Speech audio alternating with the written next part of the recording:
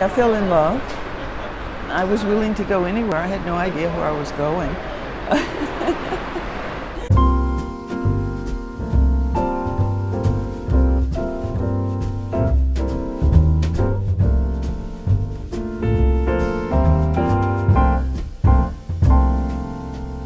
I think my husband was brave to take me on because I had no idea where I was going or what I was doing. It seemed like the perfect idea to move to Turkey in 1969, and it was a good decision, and I loved it. I loved being here.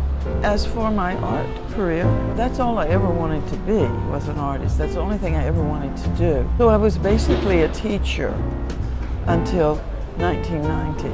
I had shows, but I never felt I could really call myself an artist. It didn't, for me, it's such an important word. It's almost spiritual.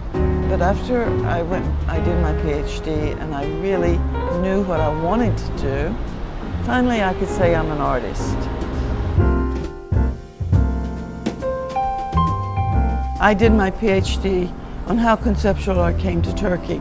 So at the end of that, I had a completely different philosophy of art. I gave up painting. I continued to draw, but I decided the important thing is idea. I was so relieved to realize I didn't have to paint anymore, actually. A thought, an idea being transformed into any media I wanted, and that the medium wasn't really important, was the idea. I wouldn't say I'm a feminist artist. I mean, I'm a mother, I'm a wife, but I deal with women's issues, mainly because I'm a woman, and that they're what affects me. I know more about it.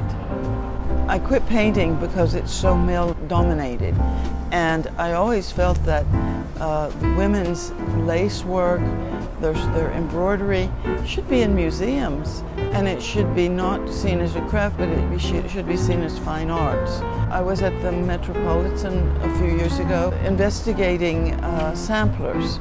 Women were not, they couldn't write novels, they couldn't paint, they weren't allowed to be in those mainstream professions, but they could tell their own stories and draw and with their samplers. And all of this gave me ideas. I can still draw, I can use images, I can use words in it, and just working with material is fantastic. I mean, you leave your DNA even in it on the cloth because you're always licking the thread, and threads are beautiful. Oh. I wasn't trained as a photographer. I didn't know how to do videos, but all of a sudden I needed it, so I did it. I worked with a group of artists in the 90s. We wanted to make videos. We worked together to try to legitimize digital work. We had to find our own spaces and work out of the mainstream doing this.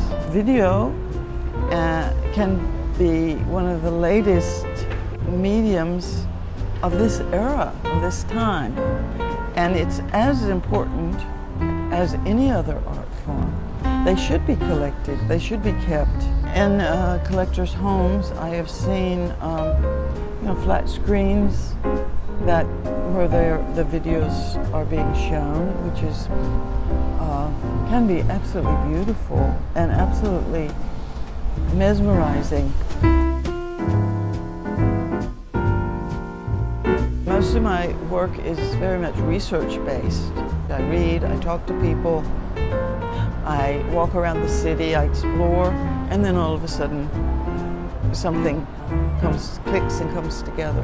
When it comes to making something I want to make as an artist, I forget about everything else. When I want to communicate something, I can't stop until it's done. I never aim to be successful or famous or whatever, but I think maybe when you're really devoted to something and excited about it, other people feel it and they want to be a part of it. I mean, I'm just an artist. I can't stop it, or it's not a decision.